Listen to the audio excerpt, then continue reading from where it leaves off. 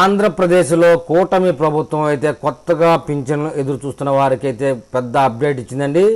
జూలైలో కొత్త పింఛన్ల మంజూరుకైతే ప్రభుత్వం కసరత్తు ప్రారంభించింది. ఇప్పటికే దీనిపై మంత్రివర్గ ఉపసంఘం భేటీ నిర్వహించింది.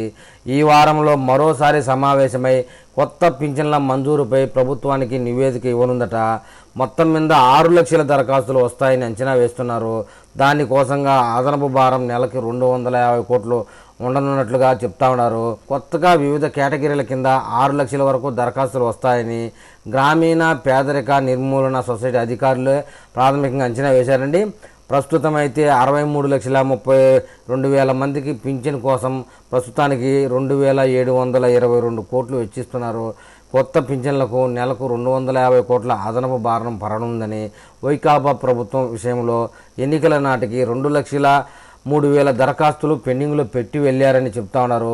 వీరిలో చాలామందిని అనర్హులుగా తేల్చారు, పింఛన్ ఇవ్వలేదు. వైకాపా నేతల సిఫారసులో కొంతమంది అనర్హులను అర్హత కేటగిరీలో చేర్చారు. ఇప్పుడు వారందరి నుంచి మళ్లీ దరఖాస్తులు ఆహ్వానించాలని కూటమి ప్రభుత్వం నిర్ణయించినట్టు చెప్తా ఉంది.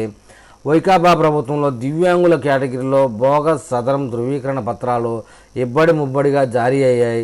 దానికోసంగా డాక్టర్లు 30,000 రూపాయల వరకు వసూలు చేసినట్లుగా బాధితులు చెప్తా ఉన్నారు.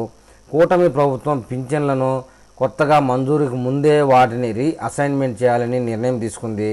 ఇప్పటికే ప్రత్యేక వైద్య బృందాలను నియమించి వాటిని తనిఖీ చేయిస్తూ ఉంది.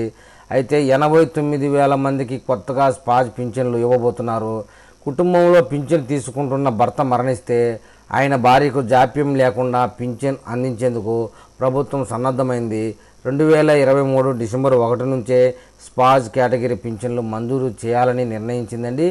మేలో దరఖాస్తులు తీసుకుని జూన్ 1 నుంచి పింఛన్లు అందించనున్నారు. ఈ కేటగిరీలో 89,778 మంది అర్హులు ఉంటారని ప్రభుత్వ వర్గాలు భావిస్తూ ఉన్నాయి.